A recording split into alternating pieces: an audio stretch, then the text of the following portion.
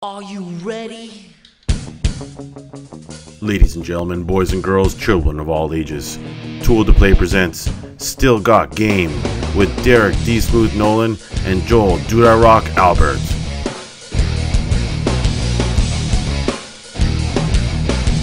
If you'd like to sponsor Still Got Game, give us a call at 773-527-2961 or email us at podcast@tooltoplay.com. Hey now, welcome back, ladies and gentlemen. Still Got Game, episode 373. Still Got Game is the official podcast of tooltoplay.com. I am, as always, Derek D. Smooth Nolan. I am Joel Duda Rock Albert. And I am Roger Hitman Roken. And this is a new format. We are here, and it is brand new, and we don't know what the fuck we're doing. Just the way we like it. Mm-hmm. It's my favorite type of show. This will be a little less scripted, a little more off the cuff. And bear with us over the first couple episodes of this format because it'll take a bit, especially once we have Tiff back in here, and it's going to be even crazier with four of us not knowing what we're doing. So yeah, and it's funny because we've even I think as we've been talking about this and going along with how we're going to make things work and all that, we've already come up with other ideas of how we can get some more sort of stickiness to the news stories, be able to at least speak better to them. There's going to be, I think, a lot of different tweaks and stuff you're going to see over the course of the next few shows. But I think for most part, it's going to follow the same ideal of the last one. They're going to be very similar with just less talking at you. less reading. Less reading. Less reading and more talking. Right. From the hip versus from the sheet, basically. But the show will follow basically the same format. For example, right now, well, actually, before I get to start the show, if you are in chat with us, that's part of the beauty of this new show. If there's something you want to discuss, post it in chat, and we can dynamically add it to the show. So that is the benefit of coming live to twitch.tv/tooltoplay Monday nights, 8 p.m. Eastern, is that you can help steer the show. But if you don't provide anything, we do have some backup shit to go with, okay? And we'll start with what we're going to call the mailbag for feedback and questions. And remember, our voicemail will cut you off after a minute, so be short, concise, and to the point. Lou Demand comment.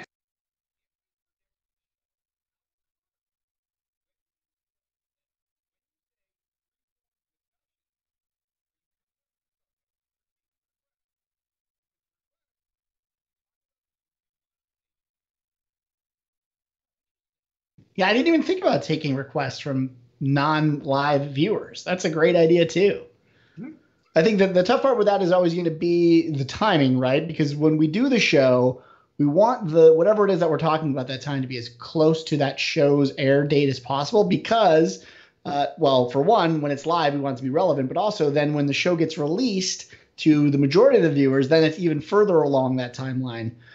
So if it's like a piece of news that comes in, a week before, that makes it sort of less relevant. It's probably already had all of its, talking heads dissected. But I would still like bigger, news chunks that you guys really want to talk about. I think that'd be a great idea. Send them in. Especially if we miss a show, then it becomes even further behind. Yeah, yeah. And just because the show is a live debug, someone in chat is saying that when you showed the question on the screen, there was no audio. Oh, yes. That would happen. Yes. Oh, my God. Yes. I was wondering, I'm like, did I do something wrong? Yes. I did something wrong. Right. I'll try to fix it for the next question, but no promises. Okay. We just don't we're have working on the fly. Just don't show the question. Yeah, just don't show the question. Oh, okay. This way you can fix it for later. We can fix it after the fact. So, all right. Well, thank you for that information. So, once again, the question was, I guess I should say it because people listening probably want to know. So basically they asked how the freeform discussions were going to work. Lou Demand asked that. And asked if we're going to take requests. And you heard our discussion about the request because, probably because the question was off the screen by that point.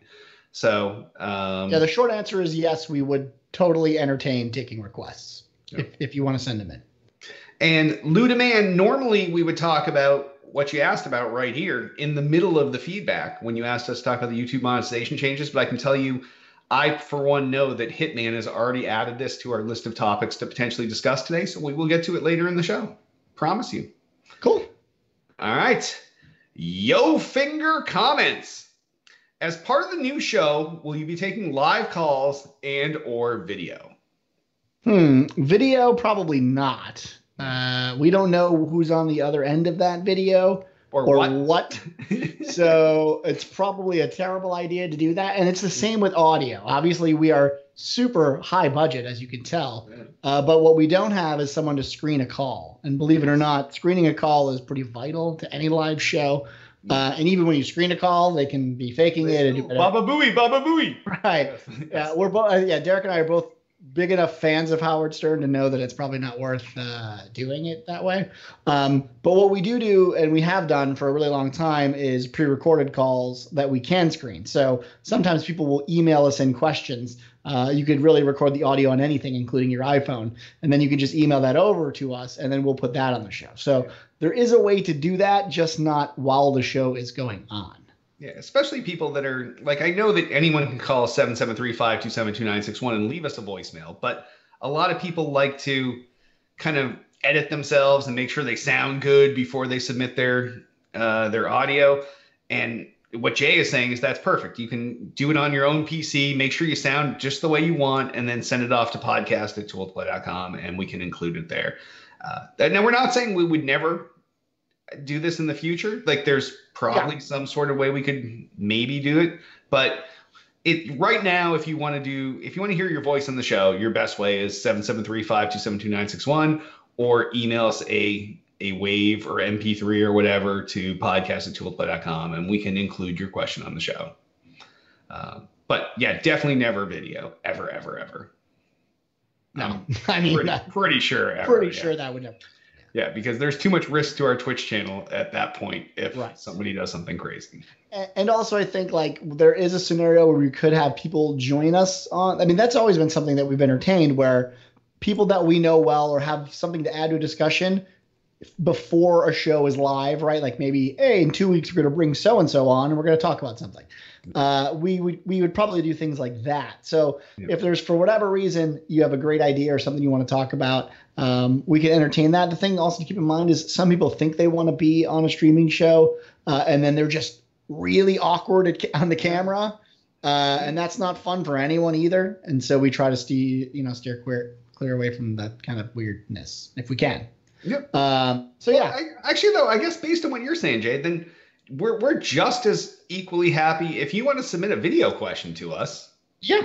Pre-recorded video question. Video question and submit it. We as long as it's not completely insane and out of hand, we'll put that on the show too. We have the means, so we have the technology. Yeah, we can rebuild it. All right, pretty penny comments.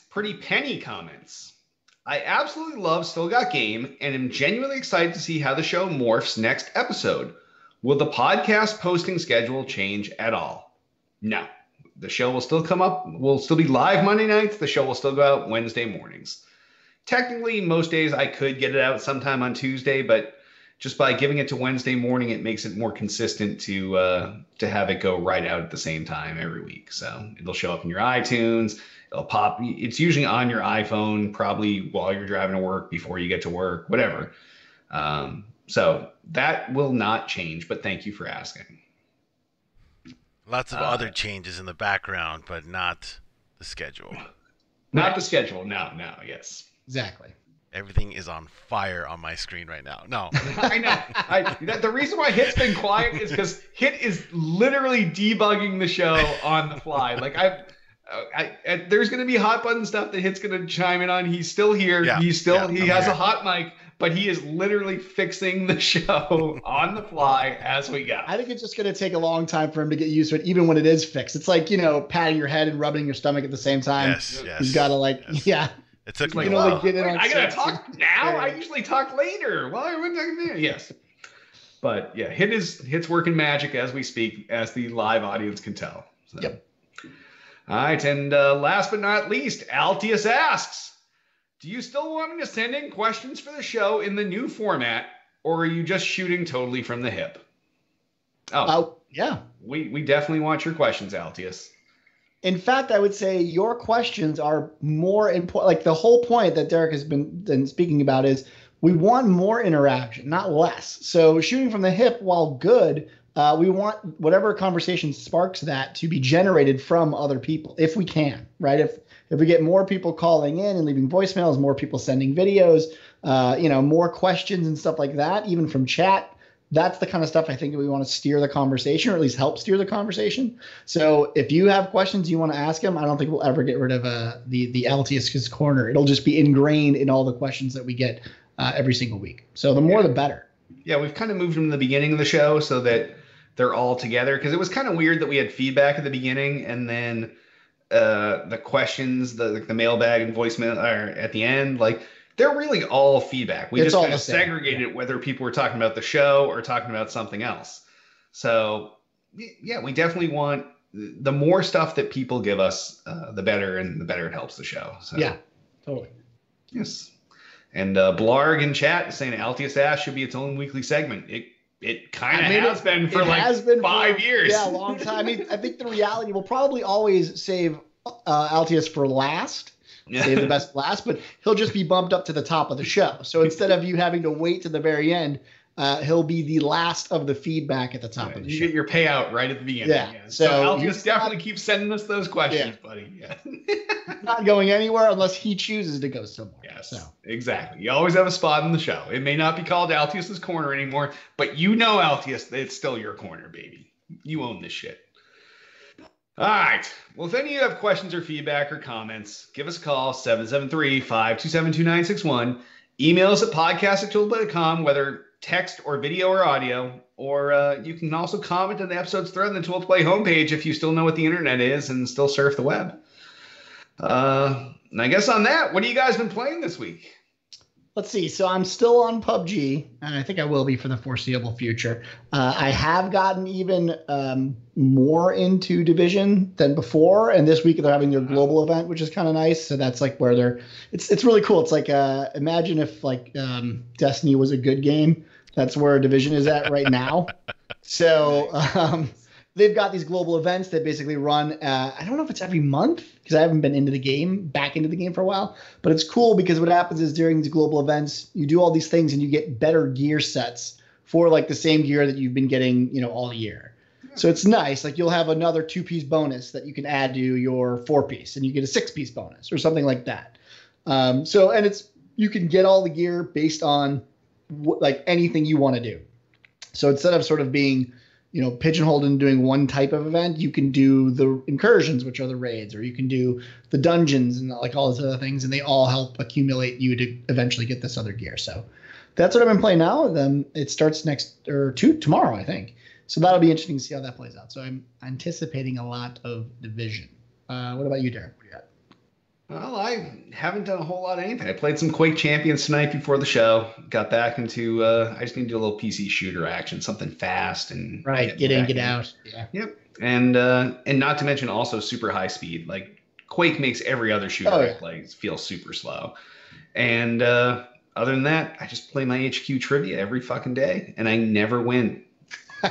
Although there was one day where on question 6, because I leave the office at 3 every day, and it just happens to be right when HQ started. So I'm watching on my ride back and playing. Do not try this at home, kids, but I do play in the car while I'm driving. And my phone's in a holder, so I just have to reach over and touch it. And I knew question 6, and I went to touch it, and I hit a bump, and I hit the answer above. That was so absurd. It was such a dumb answer. And like I felt embarrassed that anyone would even think that I got it wrong. It was so bad. But that knocked me out. But I always do watch to the end of the game to see how much people won. Right. And I knew the next 6 questions. Ooh. So that would have been my one game that was blown by a little bump in the road and an accidental finger press. But I do love HQ trivia. It is pretty cool. Hit started it for me, and I've played almost every game. So I know Hit's like the champion of it, so I'll let him speak more to it. Well, at least you've been playing it for a while. I've been playing it for a while. I wouldn't say I'm a champion. I only play at night. I don't play during the day. It eats up a lot of data, and I'm at work. No, there's no Wi-Fi at my work. It's there's Wi-Fi, There's Wi-Fi. It just has all that stuff locked out, so I can't really Right. use it. Yeah. Fair enough. Yeah. So I only play the 9 o'clock shows. I usually stream them on Fridays and Sundays. I like HQ. I noticed I didn't watch your stream, but do you stream right from your phone using those tools, or do you? Okay. No, for my own capture stuff and all that. Yeah. Okay. Yeah. I also have a game like that where I went 11 out of 12. Didn't have a life. I was gonna ask you, do you have any lives? The 5 lives I got in the first week I started playing all got pissed away in the next 5 games. I don't like it how you it forces you to use a life. Like sometimes I don't want to use it. I'm like, it sucks. No, especially if you fuck up early. Yes. Well, they don't want to. I know why they don't give you the life, because then you could use it to like specifically when you could win, right? Yeah. Like if you get to that. I'm on question 11. I want to save it. Exactly. Yeah. I'm just gonna So it makes sense, but I have to say it's a fun game, and it's also telling how fun the game is. Well, it's almost a little sad that you have no other game right now other than HQ, Derek, and that's like your main game. Well, no, I do have Sea of Thieves, the beta starting not tomorrow, but the next day. And you're psyched for that too, right? I'm still like meh. Yeah.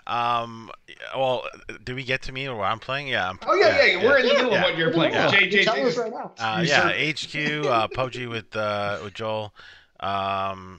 Next week is going to be Sea of Thieves on Wednesday. There's also this other game called SOS. I was kind of talking to Duty about it. It's just, right. It's like a PUBG. It's like PUBG and like Division's Dark Zone almost. Like you're extracting shit and that's how you win. Make alliances with people. I don't know. It's kind of cool. But it's an early access game. Yeah, it comes out tomorrow. I've been watching all streams all day today because a bunch of streamers got it. What else am I playing? Yeah, Division. I also got Division as well. You're not playing Division, right? Not really. Yeah. With Sea of Thieves beta coming out, I'll probably get to like a week after maybe or 2 weeks. I don't know. We'll see. I'm in no rush to play that game. Like I already played the shit out of that game. But there's all kinds of new stuff now in the beta. Yeah, I know. Yeah. It is. I will say it is brand new, but you're right. Like it's not going to feel very like going through it again. It's not going to feel like a new game. You're still going to go through all the same motions, and that part was kind of rough since I bought it on the console and then I had to redo it on the PC. Right. But it plays so much better on the PC that it was kind of a joy to do it. It took like 2 days I think to get to max level. So it's not a big nice. Yeah. That's about it for me. Yeah, those are my games. So I guess our only in common game is besides you guys in PUBG is let's get down to the nitty gritty. Let's get this show on the road. Oh dear God, HQties. Are you gonna start up a Twitter hashtag? Get Derek to host. Well, you don't get this because you're not a Fish fan, but that's a Fish lyric from AC/DC Bag. Let's get down there. So, and there was one episode where Scott Rogowski, obviously a huge closet Fish fan because he dresses like a narc, like there was one episode where the kids were in the car and we were counting them. And I was like, there's one. 57 Fish lyric references in one episode of HQ. He also does those like Wu-Tang references and stuff. He does Wu-Tang references. Yeah. He sneaks in all this shit here and there. Yeah. Say what you want.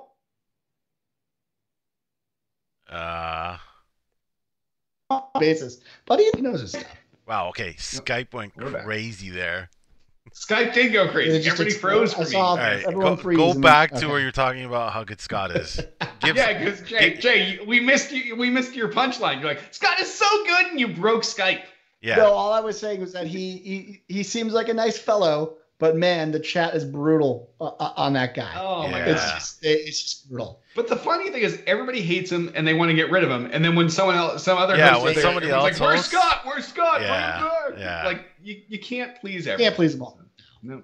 I like when they had the celebrity host on that show. That was fun. I know Duty hasn't seen it yet, but you've seen the Kimmel episode, right? Jimmy Kimmel. Yeah. He's still by far my favorite one. Because he was quick. He was just like, all right, question 1, blah, blah, blah. Question 2. Oh, believe me, if you do the show the speed it's supposed to go, it doesn't take the 15 minutes. Yeah. It takes like 4.5. It takes no time. Yeah. Totally. All right. Well, normally here in the old days, we'd spell out all the new releases one by one. We'll still talk about them if there's a new release. And this week, Monster Hunter World is out for the Xbox One and the PS4. Either you guys big Monster Hunter fans? I always liked the series, but I never ever got involved. The idea behind it makes a lot of sense, right? It's basically boss fights, and that's it. So if you're a gamer like me, played a lot of RPGs back in the day and played a lot of Warcraft and things like that, you're basically taking this idea of going out and literally hunting bosses. I mean, they're boss battles, but they're monsters, right? It's pretty cool, and you get a whole group together. And I wish I could remember how many people it is. I can't remember if I think it's 4, but it could be more. But it's nice. Like, you get a band of players together in a group and you literally go out and hunt monsters, and that's it, right? That's the whole game. And it's really dynamic. You have to like cut off an arm to get them to move slower, etc. And there's all these different, like hit boxes where you specifically have to hit them to get the most damage and stuff like that. I think it's in concept a really cool game. I just don't know if I have time for it with what I'm currently playing. Yeah, what about you? I haven't played any of these since like the early 2000s. Really, I think it may have been like 2004, 2005 on PlayStation 2 at that point, maybe. Like, I don't know, but it's been a long time since I played any of these. Hit's probably our best chance to have someone that played Monster. No interest. Wow. Not only do I not have interest in the franchise, I also have no interest in console games. The moment, like me and Joel were talking about this last night. We were like, "Hey, have you heard of this Monster Hunter game? Like, I wonder if it's on PC," and we didn't know. And then now you've now confirmed that it's not, and now it is coming to PC later this year. Oh, it is. It is. Okay. Yeah, that's what is it one of those Destiny 2 things again? It's like, well, yes, they're doing. They're all PlayStation like 4 is the exclusive beta for everybody, and then it releases first on PlayStation 4, and then I believe it comes to Xbox, and then I believe it comes to PC. Yeah, well, this game was always a PlayStation game, and then this is the first time that it's being released on the Xbox with this Monster Hunter World, and then moving on from here, it'll be on the PC sometime later this year. But I think, honestly, I think conceptually it's a cool idea. I think getting a group of people to get together and actually play this, though, there's not a lot of people on my friends list that even know about it. No. I think the only person I've even talked to you about it with is Hit, and that's been it. And the same idea is, like, if it's not on PC, even though I have a PS4, I'm certainly not going to boot that up for one game. I'm kind of at that point with my PS4. It's there for show. Or like some other major title that I cannot even possibly get on any other system, then I'll maybe try it. But, like, I think Horizon Dawn was the last thing I bought for PS4, and I would say that was totally worth it, but I don't think it reaches that level, like, of excitement. No, I would say certainly. They're not in the same league. No, I don't think so. So yeah, it's a pass for me for now. Maybe when it comes on PC and maybe when it goes on sale and I have nothing else to do, I do like the concept. Steam summer sale. Summer sale. You never know. All right. Well, before we move on, if you're in chat right now, there's something you want to discuss, don't forget, you can just put it in chat and we will fucking shift the show to your fucking whims. It doesn't matter to us. We barely have shit here on the outright. We don't even know what the fuck's going on. The next section of the show is going to be a train wreck because all we have are a bunch of URLs and that's it. So... having said that, so we do have one question in chat, which is, I think, we're asking what Escape from Turok is. So if you've played PUBG, you understand PUBG. Escape is kind of like PUBG. The only difference is it's like PUBG turned up to 1,000. So you play against other people as well as the NPCs. You're dropped into a world just like PUBG, and the goal in Escape is literally to escape. So you have to basically get to the end and survive during this entire onslaught. Now, during that time, you actually literally have to like build your kit. So you start with nothing, and you're finding like every little minute thing to put on a gun. Like, not just like, oh, I got an extended mag. It's like extended mag with a sight with a knob that turns this and makes the laser point more and blah, blah, blah. And you build this really, really sort of finite, like, it's the minutia in the game is ridiculous. So if you like to really, really get into your military shooters to the point of complete insanity, Escape is a cool game. And if you're interested in it, right now, a lot of the streamers on Twitch are actually streaming it right now. It is not for the faint of heart, but I think it's a really cool idea that like PUBG has. Hold on. Is it a battle royale? Like, are you... Are you, No. so you're not being all dropped off at the same time. You're just entering It's- the world where other people Right. are already at, right? You're like, well, no, everyone's entered. I think it's the same time. I think it's because it's also NPCs as well, but it's not like 100 people. I believe it's really Yeah, condensed it's amount. less, yeah. Yeah, I want to say it's like 10 or 20, and then the NPCs sort of cover for the rest. Right. That way they're able to add like really. I mean, it looks gorgeous. If you've seen the game, they're able to add really some dynamic environments, and it looks really cool. And again, the gear sets are insane. So like you could. I assume PC only. It's PC only currently. Yeah, it's in is it early access? It's an early access game. I right? think so, yeah. Yeah. I think it is. I think so, yeah. And I don't even think they could port this game to console just because of the insane minutia that's required Yeah. to like manage your inventory. It's like it might as well be like a 7-page Excel spreadsheet. You know what I mean? Like that's how crazy it gets. But if you're super into that type of military shooter, go check it out. Oh, I Yeah. really like this question. Poncho. Have you guys read that? Oh, did they determine who the best Halo player on Tool to Play was? Yeah. There was a time back. It depends on what era you go back to, because there There's was a an si- initial. there's a- Went to there's the a simple very question. beginning, Derek would still not be the best Halo player. There was a tournament. The original Tool to Play Halo 2 tournament found BC and I being co-named the top 2 players. All right, that's all you need to say. Wait, when was this? Wait, hold on. What? It was all in his head. I don't think. I remember there being a tournament. Like there was money up for grabs. Oh, the tournament at the The land? free for all tournament, and didn't Dodgy win that one? I Yeah, did not. Dodgy won that. I was not allowed to participate in that. I believe it was tournament, Dodgy. no. What? Really? Well, Yeah. no, because we both did. We were- That would be we- weird. Oh, That would be right. weird if we won money in our own Right. event. Yeah, we like, both oh, here sat we're out. hosting this land. Now give us money from winning the land. That would be really awkward for everybody. Yeah.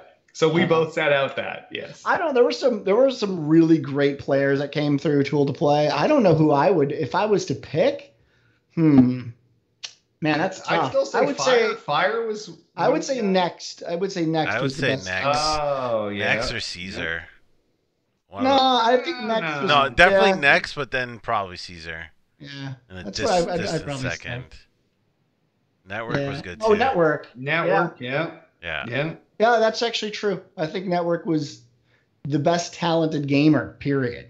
Like any game that kid played, he destroyed that. So I think he ended up working for. No, now he's a sports blogger. Yeah. Yeah. By the That's a way, weird by the way, twist. Nex is incredible artist. Incredible. Yeah, he's pretty. He's Yeah. pretty good. Yeah, he's really good. That's a great question, by the way. Yeah. See, those of you listening to the podcast, the chat is going wild, which is why you're getting some great questions here that you have no knowledge of the background of. But Tool to Play is founded on Halo, and we are all Halo gods. So. Yeah, that's true. Yeah. All right, Yeah, I wanted to talk yeah. about one of the questions that are in the. I think I put it in. I don't know, and Sure. someone was. Are you asking talking about the YouTube Yeah, monetization? yeah. rules? What do you guys think about this? Maybe one of you guys wants to give a summary. I'll give a quick summary. Yeah, go ahead. YouTube changed their shit, so now unless you have 1,000 active subscribers on YouTube and 10,000 views. 10,000 views, then you lose your monetization. Which you would think it doesn't seem like a lot, but It's a lot. even our Tool to Play channel only has 740 of the 1,000 subscribers. So we would lose our YouTube monetization because that's not our primary. Like as we've said in the past, our primary as far as media presence goes is podcast form. So YouTube is our second best, and Twitch is definitely our least amount unless we have Bungie on with us and we're doing a fucking Right. Destiny stream. But we only have 740 subscribers. So actually, take this moment in the middle of this story just to say, if you're someone that listens to the show and you haven't subscribed to us on YouTube, please go there and subscribe so we can get over that 1,000 mark so we don't lose our monetization. So youtube.com/tooltoplay, click the subscribe button, costs you nothing, helps us out. So Yeah, I mean, in terms of like, so the scary part about this is obviously the rich get richer scenario, and this is what everyone's been talking about. If you don't care about gaming, or I should say, if you don't care about YouTube and you care about gaming, then you could probably tune us out right now. But it is important because a lot of gamers get their income from YouTube. That's one of the biggest places that a lot of like streamers even go to earn revenue. And over the last few years, YouTube has constantly been changing their algorithm, pushing more things like, Jimmy Kimmel and, like channels where they don't need the help, right? They're on network television. And the majority of YouTube is now that. It's just regurgitation of network television. And I like Conan as much as the next guy. I like to see him up there. I like to see his spots. I like to see all those guys. But what made YouTube very special, especially for gamers, was it was really the only outlet, and still remains to be outside of Twitch now, where you can have good gaming content. And now, in order to reach that marker, to start to be able to support yourself, and get yourself some money to maybe focus a little bit more on growing your channel is pretty impossible. How do you even organically get to that point without being able to monetize and be able to afford to get yourself to that point? They're making it impossible for the little guy. What's Watchtower at for followers or for subscribers? For YouTube? Yeah. Oh, see, okay, so I still have the requirements, but like, oh, look barely. At you're ahead of the Tool to Play channel, so see. Barely, like it's all those quick hits that helped you out. No, it's that. No, it's that one video that it brings in all the traffic. Yeah, I know which one it was. Also, like when I stream nowadays, I stream on like multiple services all at once using Restream, and I do stream to my YouTube channel because I have way more subscribers than anything else. But I always notice more viewers over there on YouTube that I notice on Twitch or Mixer or whatever. Well, that's the scary part, right? Because I think no matter what, right now, in terms of audience, I don't think anyone can compare. I mean, Twitch is popular, don't get me wrong, but it doesn't hold a candle to YouTube. Yeah. Even on their live streaming, where you would think like competitive-wise, Twitch would have the advantage, they can still pull insane numbers because if you're an established YouTube artist, you're likely going to have way more subscribers than you're going to have on Twitch, which means if you choose to live stream, you're more likely going to have more streamers watching or more people watching your stream. So the problem with this is, again, the little guy gets completely squeezed out. And if you want to organically grow a channel, it's really, really hard to do so now. So I'm not quite sure why this is happening. I think the reason is more to do with advertising, which has been what's led all of this stuff in the past. The sole reason being that if you're a little guy and you want to pay for monetization, I think an advertiser looks at the little guy with like 6 viewers and says, well, I don't even care if my B-roll rolls on that screen because how many views am I really going to get on my ad? And more popular people tend to get more conversions, and this is all marketing, which kind of sucks, but they get more conversions than the little guy does. You're more likely to buy a product if PewDiePie rolls it on the individual basis than if a random guy rolls it on. This is the part I never understood about YouTube, and I never understood about Twitch.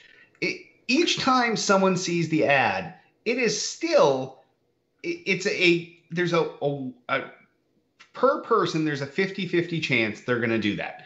Now, when you have a lot of people, it shrinks that number down, and it becomes more likely that someone's going to convert based on your ad. But I never understood why you need to be partnered on Twitch like we are. Like, why YouTube has any limits. Why not just take it and divide your royalties among everyone? And then, you know what? So you had 6 views.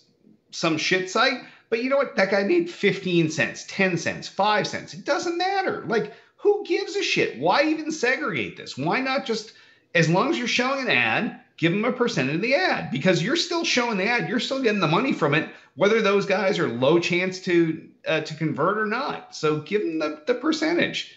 And on Twitch, let everybody fucking make money. And I know they started doing that with the affiliate program, which is like the partner junior program, but still, it doesn't hurt these guys. Like, why the fuck?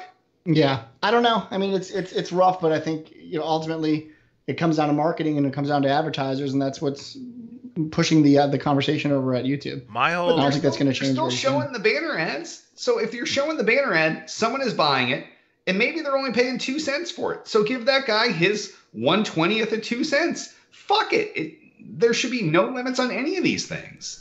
My whole understanding about this whole YouTube change was that, from what I understand, it was expected to be coming because of the Logan Paul incident with the Suicide Forest video that he Right. did, and Yeah. they were like, "Yeah, we're gonna make changes," and then like a few days later, this happened. So like, I'm But not. then Logan Paul still has his channel and he's still making money. Yeah, so that's the thing I don't understand. Like, what was this a reaction to what he did? But then it didn't end up it ended up benefiting those guys. So like, I don't understand like why they made that change. Well, no, he lost his Google preferred status. No, after that. he did, yeah, but like, But yeah, but I mean, I get your point. yeah, the whole change was to stop guys like him, but like, it only making it worse or Yes. helping them Still, out. like one of you guys said, I don't remember who said it, the rich get richer. That's what Yeah. this is. That's what it is. Yeah. Yeah. Yeah, That's the purpose. Yeah. it's a shame because like the little guys are gonna get hurt big time. Yeah. But Sucks. I don't know. Maybe one day they'll change it after things see. settle down. Maybe, who knows? Who knows? All right. Well, let's see. Yeah, next up on the list, and this one is interesting because we've been talking about like I know that was it EA and their microtransactions has rubbed everyone the wrong way. So now the question that I have for you guys is for Overwatch, and if you guys are still fans of Overwatch, I don't even know. I mean, I used to play it religiously. I feel like none of us are anymore, which is maybe a whole other conversation. But their league is now selling skins that are based on the teams of the specific cities that those teams are from. Like my Boston Like team. Boston. I think LA has a team as well. Yeah, I can't remember who else does. But if you haven't been following, Overwatch has an actual league with teams that are from a specific city, just like a real sports team. And they're now selling skins of those teams' colors and emblems on the characters that you play in Overwatch. And they're going for $5 a pop. And I think that there's like almost 15 or 20 teams. And if you add up all the characters in Overwatch, which I think is 20 plus characters, that's a shit ton of money. I think it's like it costs you $1,200 to get them all. right. What? So yes. So the question is, Yes. So who's fucking you now? EA or Blizzard? Yes. Well, I'm going to play devil's advocate here. I think the internet exploded when this news came out. If you're not an Overwatch fan, you probably don't care. But if you're a gaming fan, I think you should care because it really pertains to everyone. But from my perspective, at least the way I look at it, is it any different than like paying for your team's jersey when you go to a game, or like you're wearing a jersey right now for the Patriots? If you are a giant fan of the LA whoever the fuck they are, Or of my Boston team. Boston, we can who use gives an a actual shit? example, yes. Boston, who Would gives I a pay shit? $5 for my Boston team shit? Would you? Well, I guess Does it hurt what the game? the point you're making is a point I hadn't thought of. So maybe $5 is okay for me because I don't actually want all of the other 12 stupid team shit.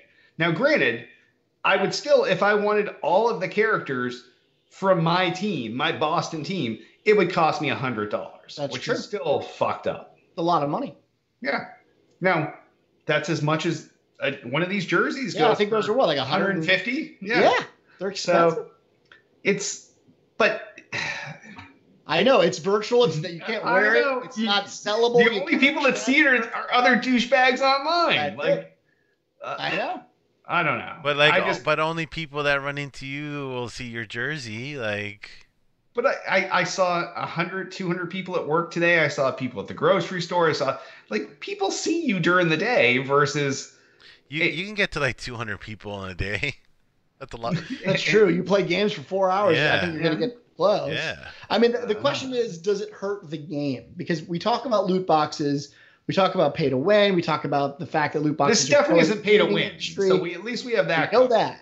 So should people be upset that they cannot, the only way to get because before, if you recall, Blizzard's way they did things was you can get it out of a box randomly, and that was the only way. Pay to buy boxes and get a chance. Now you're saying there's no way to randomly get this other than directly paying for it. Have they stepped over some sort of a line? Oh, I forgot to mention this news piece too. Money proceeds from them go to the teams themselves.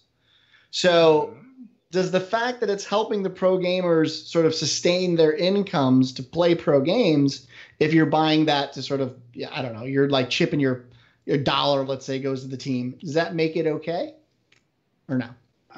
Yeah. I don't know. I like that. I think that the idea is right, but the price point is too high. I think that maybe paying $10 for all of the skins for your team is a more reasonable number than 100. I don't know. So Squatter's saying that this is interesting. This is from our chat. So Squatter's saying that the Florida team is owned by an English company, and the London team is owned by a South Korean company, and because of that, there's no city pride. Well, and there really isn't. None of these teams have people from their town. And just to point out of all 12 teams, there's no fucking women on any of these teams. So women out there. Oh, yeah, I heard about that. There's plenty of great pro women Overwatch players, of plenty of characters, and none are represented on any of these teams. So the league has its own problems between ownership and see, I don't know if the ownership. I mean, it's an interesting comment that Squatter brought up, but let's be real here. How many? If you go to you watch a baseball team, how many of the players on the team are even from America? I mean, but you still love the Cubs. You still love the. But at least they moved to that city and they live there. That's the difference. Like I can go like. But some only live in the cities during season, and then off season they live in a nice in their real home. They go to Florida or they go to like somewhere there, but they're still there here. Like you're literally hosting 6 South Korean people in your like Smallville, Indiana. There's no Smallville, Indiana team, but Smallville, Indiana team is made up of 6 South Korean guys. Like that doesn't even make sense. It's not really your Indiana team. It's a South Korean team that the Indiana owner bought. Most baseball teams are from Cuba. I don't know. I just don't know if that really matters. I'm with you. Like the Blue Jays were owned by a like Norwegian company for like years, like some like beer company. It was like, and I'm like none of our players are Canadian. I think there's like one, and like we just got them recently. Like, no, I now that Duty says it like a regular sports team, I kind of get it. I know, but at least you can go downtown in your city and like I don't know. Do those people live in the cities they do? Like when Pedro was pitching for the Sox, like you could go. No. I meant the Overwatch players. Like, oh no, they're just. Are they? None of these guys even have to go to their cities because there's no stadiums. The only stadium is in LA.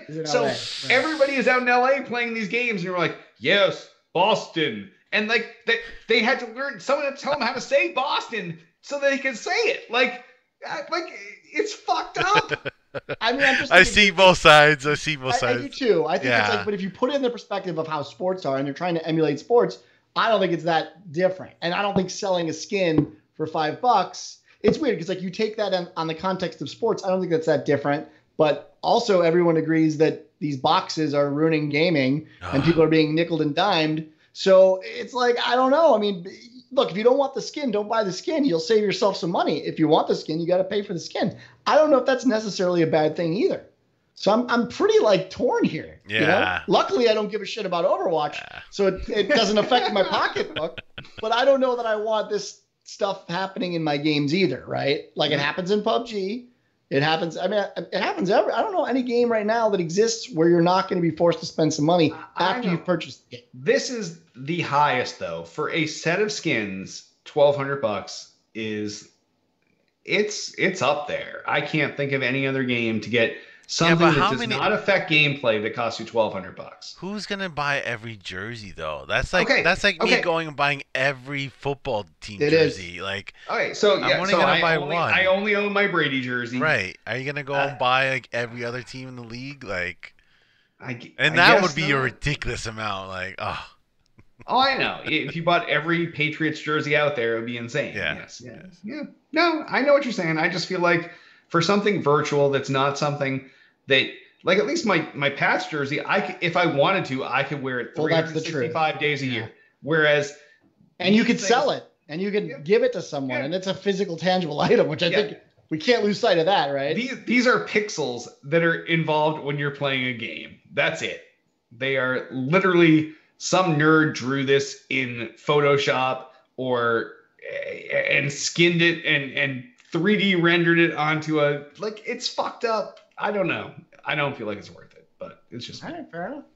I feel like we got time for one more. What? Yes. Derek, you haven't picked a story. What story do you want? Do a quick.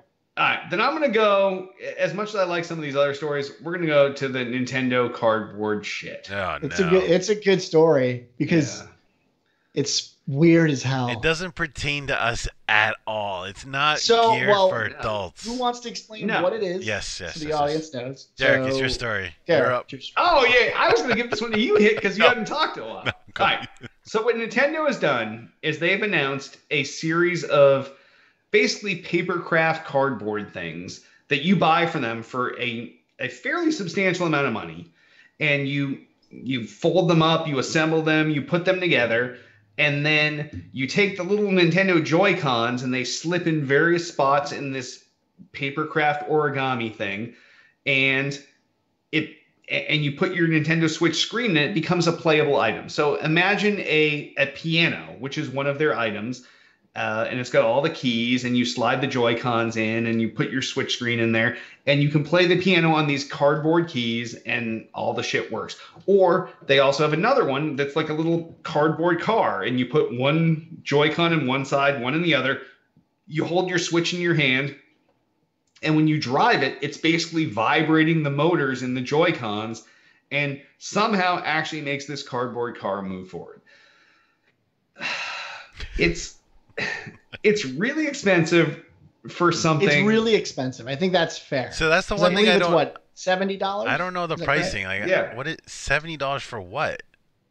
So here's the thing. Oh, So it's $70.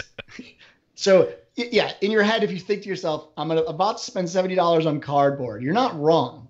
The thing is, it's also the soft. It's like you're buying a game because it does come with the software that's required. So Oh. if you put it into perspective, if you go out and you buy Zelda, you spend what, $65 to $70 for the game. yeah. So yes, you are buying a bunch of cardboard. That is a fact. But you need that software to actually use it. So the idea is that kids and fathers of kids and mothers of kids and parents can help sort of open up a child's imagination by using their gaming device in the physical world to do something, right? Derek brought up some good examples. Another one is a fishing pole. You Yeah, I literally was about to stick say your the two fishing pole Joy-Cons into a cardboard fishing pole, and you can cast and virtually see it happening on your Switch screen and you can reel it in. And it becomes a real physical item interacting in your virtual space on your Switch. Like, will that work with, say, like Zelda or something? Like, No. This is only for these little novelty things. Unless at some point they decide to make a cardboard thing that interacts. I can't see how you could ever make one that would interact with Zelda because you still well, need the they controls. have the fishing Right. rod, right? Like, Well, it would have to be like a mini game within Zelda. Yeah, but yeah, that's, yeah. And you would Derek's have to point, that's then not disconnect what we're trying- yeah. your Joy-Cons and like In the middle of a battle. 1 second. Let me flip Yeah. I these think up. of it more as like, when the Wii came out and you had, what was the game that came with it? It's like Wii that. Sports? It's a bunch Wii of Sports. Yeah. It's a bunch of mini games that are built off of the cardboard scenario. It's fucked up. Actually, there was a video of Michael Pachter that came out from like 5 or 6 years ago the other day.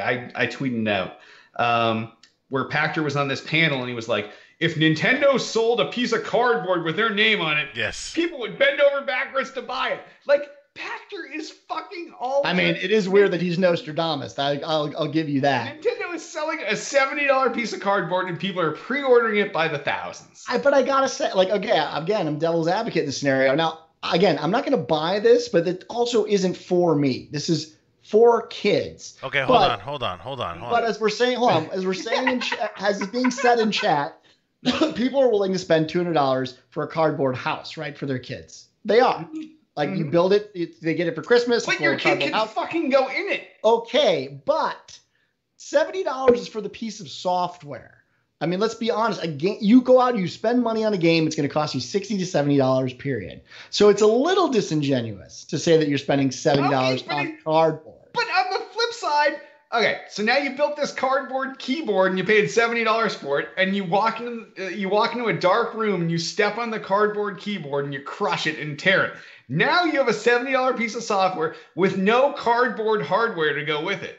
I love that we're saying the cardboard's hardware, by the way. But yeah, the hardware is rendered useless. Yeah. Well, Hit, what are your thoughts? Because I cut you off. What do you think? Okay, no, my question was, make this for you, make this a product for you. So let's say you're a father, right? You have a 3-year-old kid. Are you gonna spend, $70 on this cardboard fishing pole? Like, do you see yourself buying this for your kid? Yes. Yeah. To me, Derek, because you have kids, right? No. No? My kids have outgrown the cardboard toy phase. Okay. But if they were younger, would you like? Something that they're gonna destroy in the next 5 minutes. I know this is not something that lasts. It's made of fucking cardboard. I don't think it's meant to last. I think the reason it's cardboard is that it's effectively throwaway. And now let's all be honest here. This is a $70 throwaway. Here's my thing. And this is a weird thing to say, but think of the piracy of the cardboard. What stops people from pirating these devices? All they need is a pattern, right? I'm assuming all you need to do is cut some cardboard up, build whatever shape is necessary to hold your Joy-Cons, and away you go.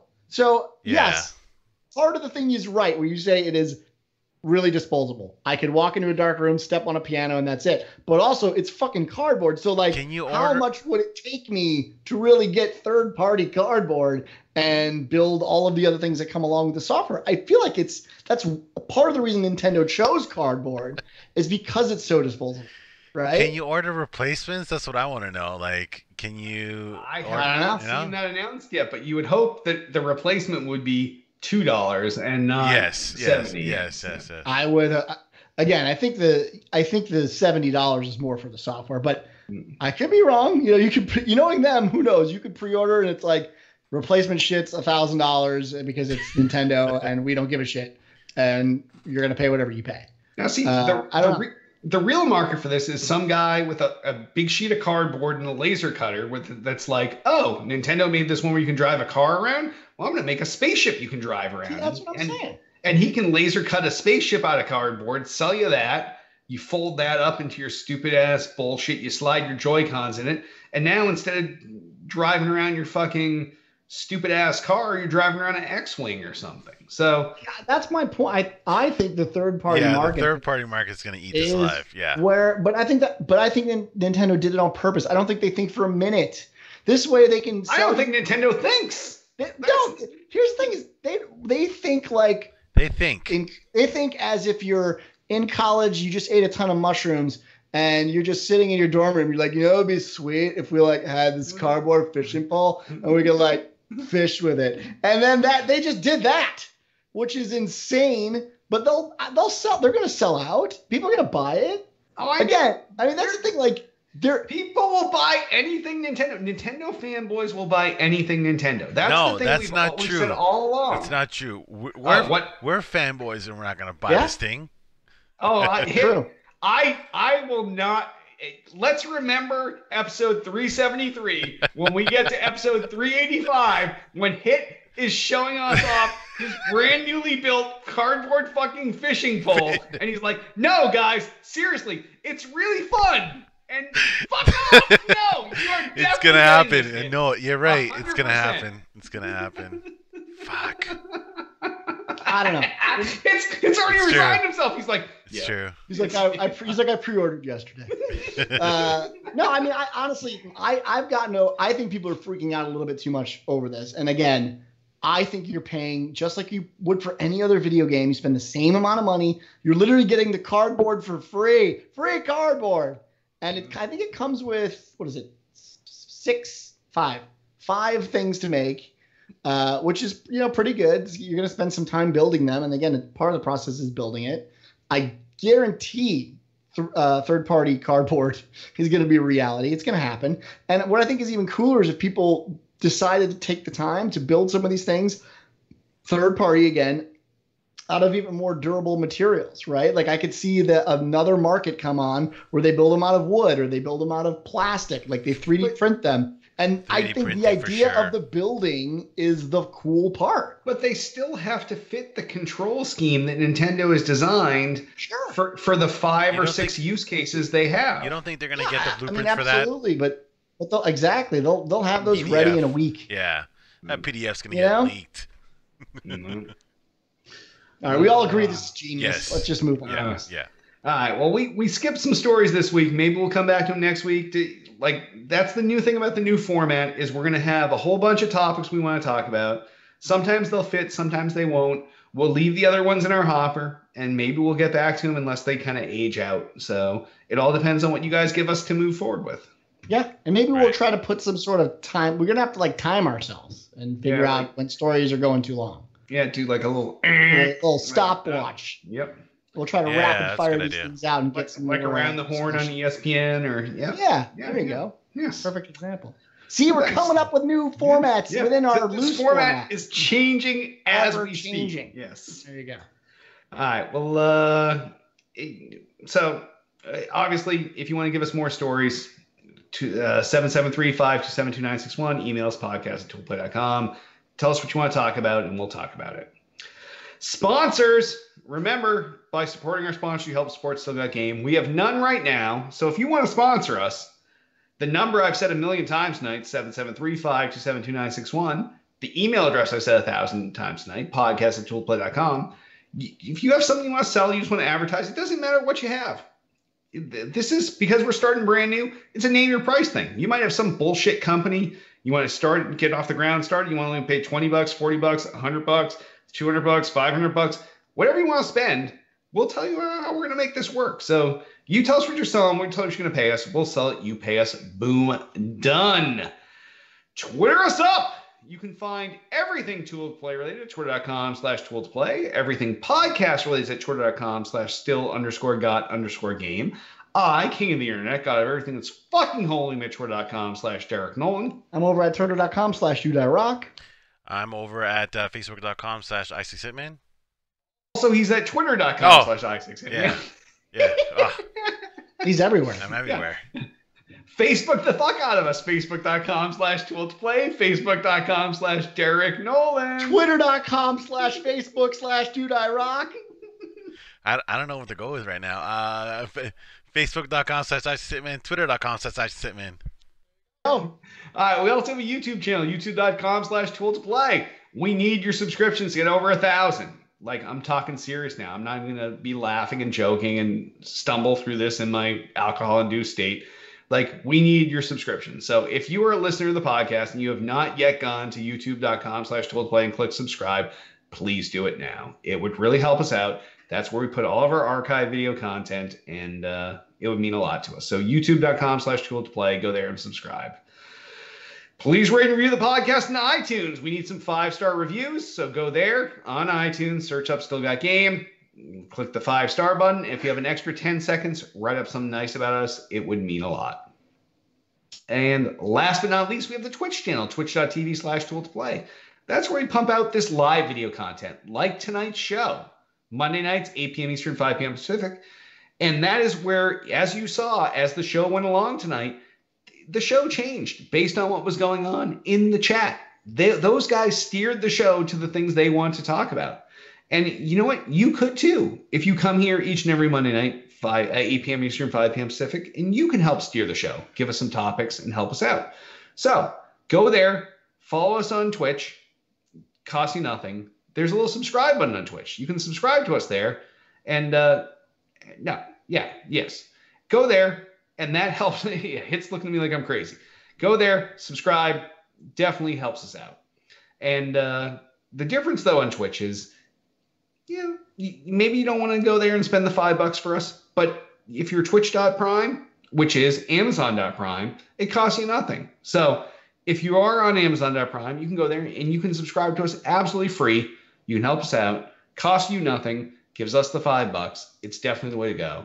So twitch.tv/Tool to Play. Catch our live shows there and go help us out. Please subscribe. Do it up. Help us out.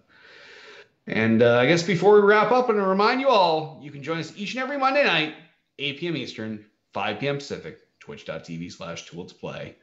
And on that, why don't we wrap this first weird new format episode up?